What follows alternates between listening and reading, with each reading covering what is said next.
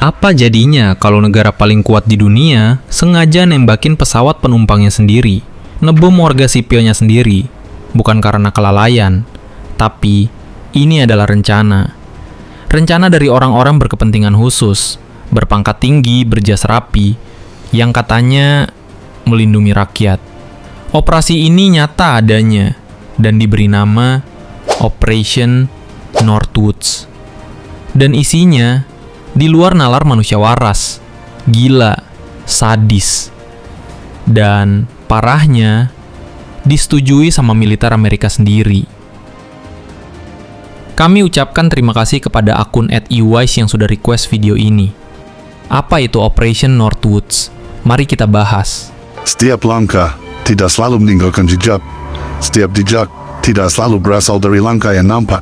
Hello, selamat datang di Lampat Film. Pada tahun 1962, dunia terjebak di tengah ketegangan terbesar sepanjang abad 20, yaitu Perang Dingin.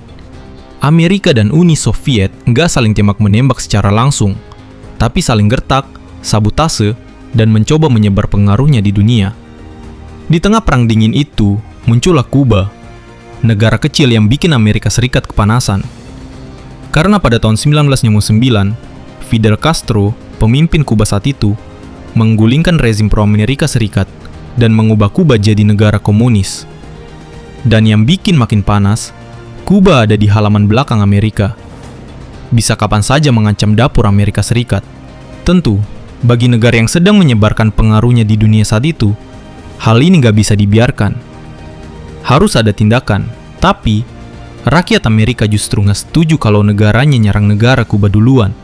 Maka dari itu, Pentagon pun menyusun rencana.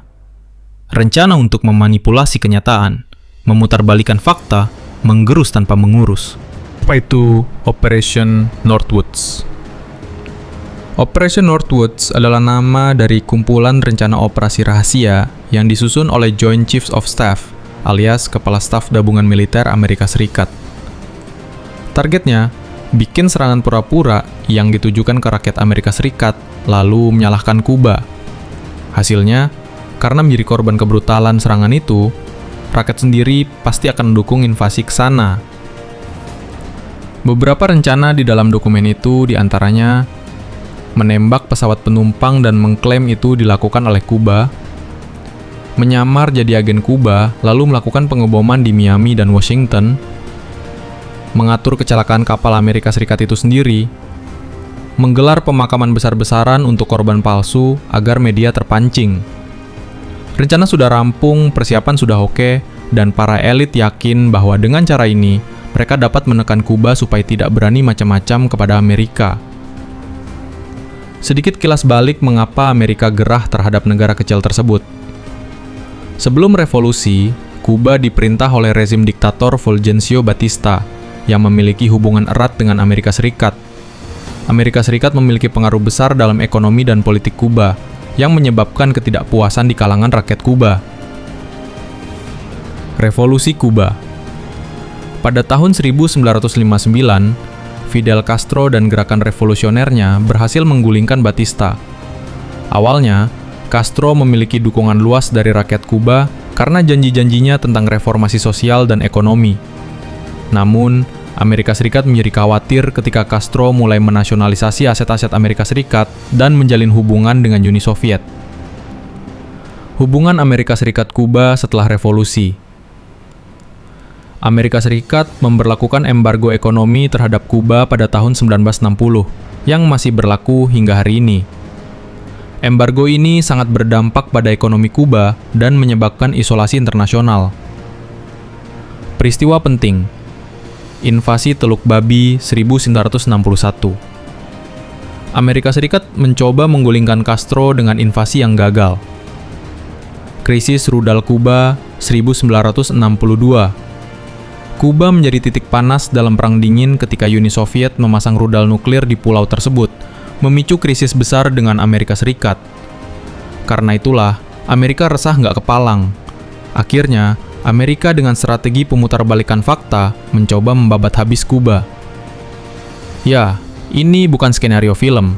Ini dokumen militer resmi, dikirim langsung ke Menteri Pertahanan dan hampir disetujui. Arsitek utama rencana ini adalah Jenderal Lyman Lemnitzer, salah satu orang paling kuat di militer AS saat itu.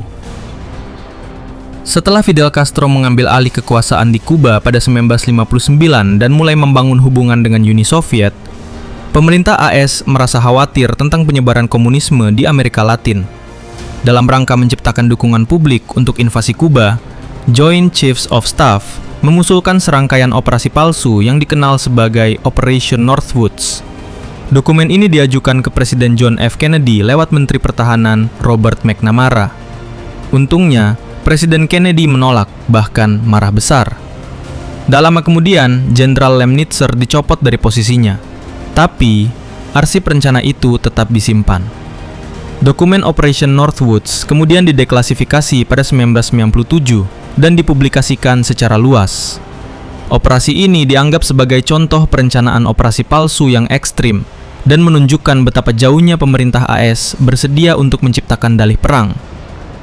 Dan saat dokumennya dibuka, banyak orang yang bertanya, kalau ini aja bisa dirancang, berapa banyak rencana seperti ini yang berhasil dijalankan diam-diam?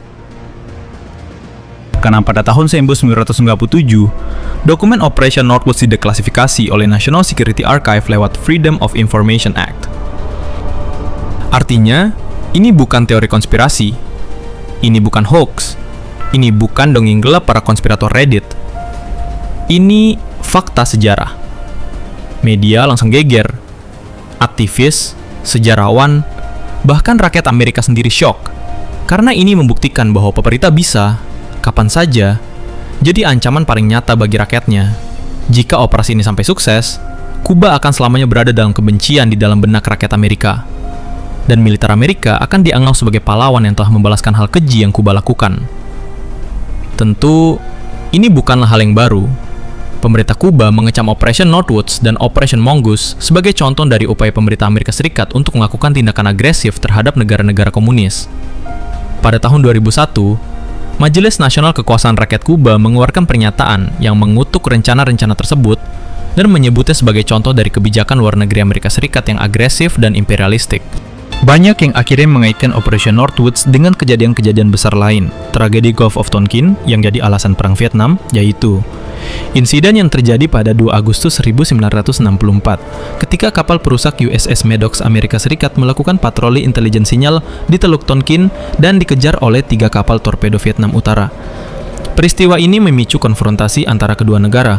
Tonkin menjadi dalih bagi Amerika Serikat untuk meningkatkan keterlibatan militernya dalam Perang Vietnam, yang kemudian memicu eskalasi konflik dan korban jiwa yang besar. Mantan Menteri Pertahanan Amerika Serikat, Robert S. McNamara, kemudian mengakui bahwa serangan kedua tidak pernah terjadi. Lalu, isu Weapons of Mass Destruction di Irak. AMD merujuk pada isu senjata pemusnah massal yang diduga dimiliki oleh Irak di bawah pemerintahan Saddam Hussein. Sebelum invasi Amerika Serikat pada 200 halaman, pemerintah Amerika Serikat dan beberapa negara lain mengklaim bahwa Irak memiliki senjata pemusnah massal, termasuk senjata kimia dan biologi serta program nuklir. Klaim ini menjadi salah satu alasan utama untuk invasi Irak pada 2003, bahkan 9/11. Apakah itu semua hasil rekayasa juga? Belum ada bukti sekuat Northwoods. Tapi, pertanyaan itu nggak akan pernah hilang. Karena sekarang, publik tahu, pemalsuan bisa terjadi, bahkan oleh negaranya sendiri. Operation Northwoods mengajarkan satu hal penting. Jangan pernah terlalu percaya, bahkan terhadap institusi yang mengaku paling melindungi. Kalau negara superpower bisa nyusun rencana sekejam ini demi kepentingan politik, gimana dengan negara-negara lain yang nggak punya kebebasan pers? Gimana dengan negara-negara yang suara rakyatnya cuma formalitas? Di dunia ini, baik dan jahat nggak selalu sejelas hitam putih. Dan sejarah kadang ditulis oleh mereka yang paling jago memalsukan penyataan. Amerika nyaris menembak rakyatnya sendiri, cuma biar bisa nyerang negara kecil bernama Kuba. Sekarang coba pikir, kalau itu yang nyaris terjadi, apa yang udah beneran kejadian tanpa kita tahu? Terima kasih sudah menonton video ini sampai habis. Gimana menurutmu tentang hal itu? Komen di bawah ya.